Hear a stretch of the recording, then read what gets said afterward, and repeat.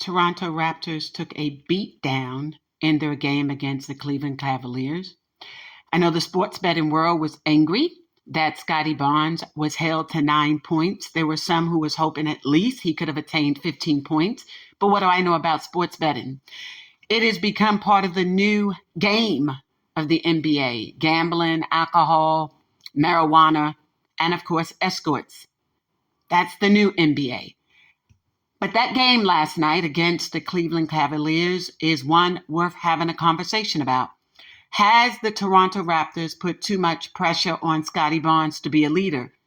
Are too many people fooled by the fact that he was chosen for the NBA All-Star Game 2024?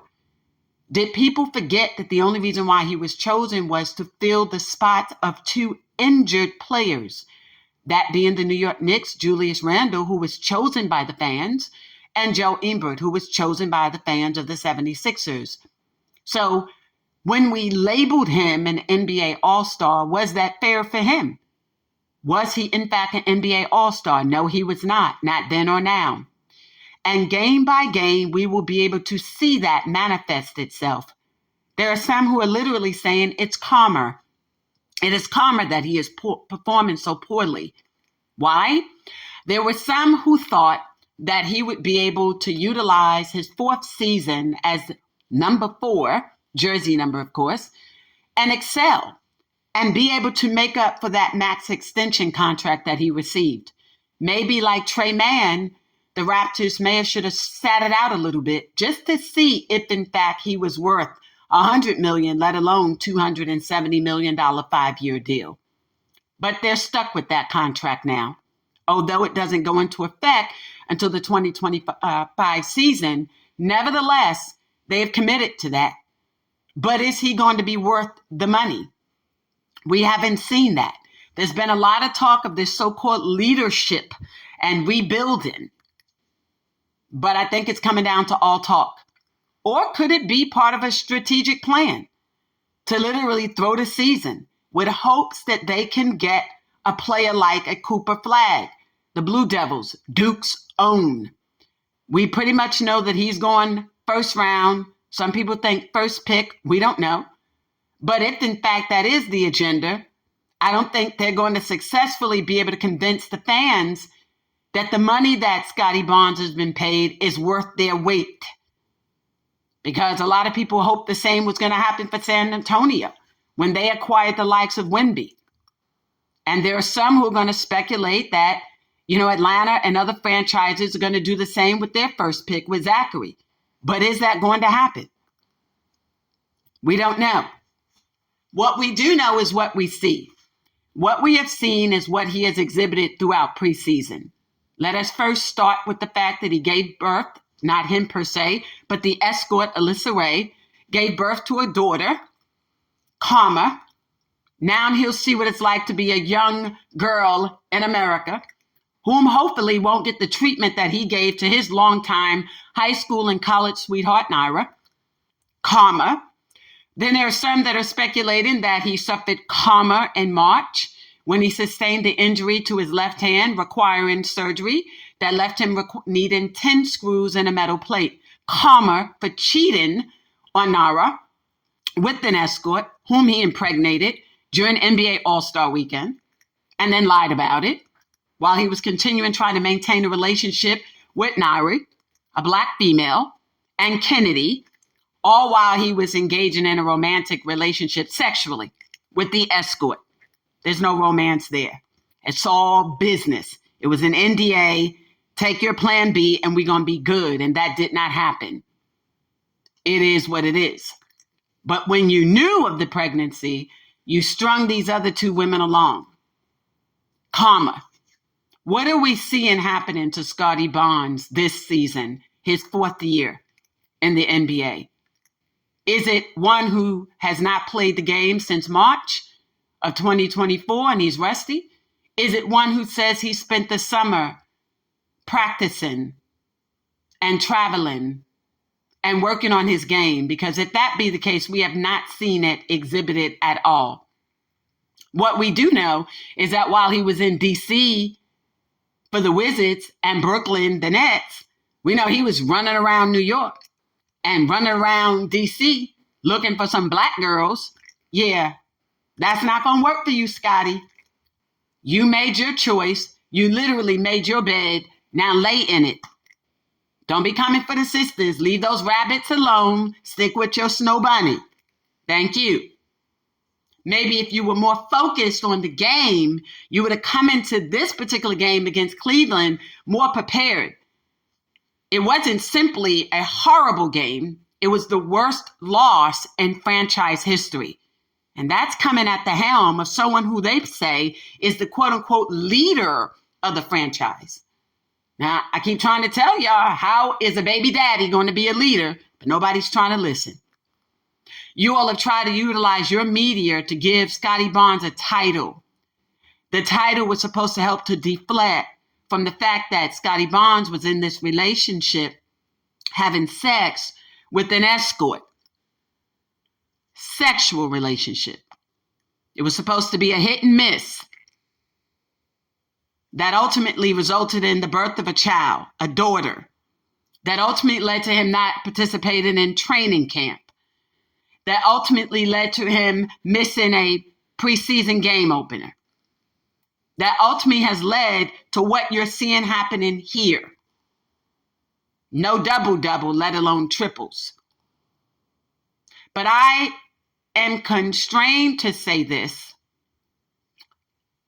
Scottie Barnes was never an all-star, and he was never all-star material. And I think, in fairness, even to him, if I may, that because you all put that weight on him, the level of expectation has been so high. How do you award someone like him with a max contract? And you all didn't even get into the play-in-play. You didn't even make it into the pit, the play-in tournament. So you didn't even make it into the pit. I call it the pit. You didn't even make it into the pit because you got to be at the bottom to get there. You didn't even make it into the pit, the play-in tournament. And you say, this is our leader, that he's going to take us somewhere? And the fact of the matter is, even if he had, but for the injury in March 1st, y'all wouldn't have made it into the playoffs anyway. So to turn around and award him for that with a max extension is unconscionable. So now you have the likes of John and Larry. Yeah, and the other guy. Yeah, y'all know him. Masia. Yeah, him. Yeah, he's fighting for his job these days. Now, he could come up with any excuse that he wants. This is a year of rebuilding. That's nonsense. And I'm being polite about that. This should have been your year to prove to Larry and John that you are worthy of the position for which you continue to possess. That same position that took you to a championship, to the finals, and you rebuilt then. Why? What was your purpose of dismantling a winning team then? You almost did with the Raptors what they did with the Atlanta Braves when David Justice and Deion Sanders and Otis Nixon took them to the World Series. They dismantled the entire team. It is the same thing that was done to the Washington Redskins when Doug Williams took them to the Super Bowl. They dismantled that team. Who does that? You think now is the time to try to rebuild? Nope. That was not a good time for you to rebuild. And we are seeing the negative impact, adverse outcomes of your attempting to rebuild the team that should have never been dismantled in the first place. They were clearly in a position to win back-to-back. You didn't allow for that to happen. Only you know why. So here you are now with a $270 million man who's not even worth the paper that type of money is written on. I mean, think about it. He is not an all-star, never was an NBA all-star, didn't qualify to be an all-star, and only got there because your owners, Maple Leaf, sits on the governing board for the NBA, and they renewed that this year as well. In that capacity, it was more of a political move than anything else, because he did not exhibit the talent to represent the NBA as an all-star. I don't care how he played in the weak game. The game was weak. It was weak. And the ratings for that game was one of the lowest in the history of the NBA Finals, as well as the NBA All-Star Weekend. Their overall numbers have declined, and his participation in the NBA All-Star game did not cause them to increase. What are you going to do? I know that there's language in his agreement with regard to whether he would qualify for the 270 based on stats, overall performance, and placement, if you will. But the performance against Cleveland, I think, is at best who he is. The only reason why you are won against Boston is because Boston played their bench, and you lost that opportunity to prove that you were all-stars. What I mean by that is this. By Boston playing its bench, you only won by 1 point against the bench? So while everyone is saying, oh, they beat Boston, no. Do you all not really understand basketball up there in the North?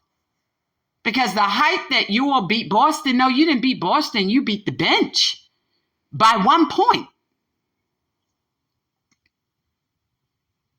And you lost against the Wizards in the first game, recovered by few points on their home court. The majority of their bench was playing too.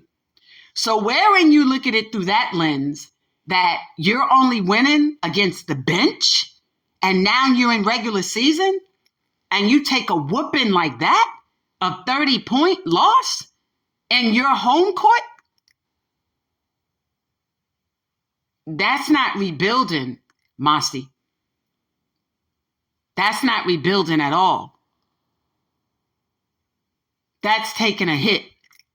And I hope you're going to own that. Because what's going to eventually happen, you're going to lose. You're not going to make it to the pit. But I don't think you're going to lose so much where you're going to end up with the first pick anyway. Nope. That's not going to happen. So, whether what we have witnessed is what could be deemed a loss, not simply in terms of 30 points, but a lost opportunity for really rebuilding this game. And let's say this, why haven't you decided to go to your reserves? We haven't seen you play the reserves. You have Jamal Shed, or She, depending upon the vernacular. You have Devon Mitchell, and then you have Jonathan. And Jonathan Magbo, he came here with the intent, I thought y'all picked him or chose him or drafted him, if you will, with the sole intent of him playing with Scottie. They're both from the same hometown. They both played with each other in their youth. And to me, you wasted Jonathan's talent by drafting him. Y'all should have let another team pick him up. He would have gone first round if you did that instead of negotiating, bringing him in second, and then just holding him there. But what do I know? Right? What do I know?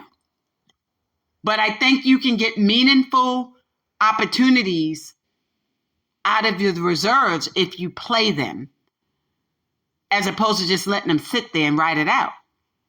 And I know at one point you wanted Jonathan to just strictly stay in the G League. I don't know, again, how you draft him, put him in the G League.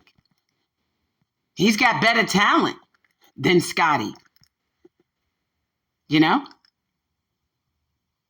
But at the end of the day, are we witnessing bad karma for Scottie? Meaning the way that he treated his longtime high school sweetheart and college sweetheart, Lanaria, depending upon how you know or know her there, is going to be an indication of how he's going to play all season. There are just some things you can't change. And when you mistreat women, particularly these two black women, her, and he was playing her with Kennedy. Yeah, running around in D.C. now trying to look for black girls, and Brooklyn too. But they know better. I just want to jump in here today and say that. Is it karma or part of a strategic plan to land Cooper Flagg? I don't think it's the latter. And I don't think you guys are going to see better days out of Scottie, not this season. Not at all. The rapture is here for him. Trust that. Thank you for joining me today for this little bonus episode on Field to Rim. This is Lisa Hampton. If you haven't seen the trailer for Ron Ball, The Allen Iverson Way, it is available on YouTube, the upcoming documentary. That is a bonus trailer. The official trailer will be dropping soon. Thank you.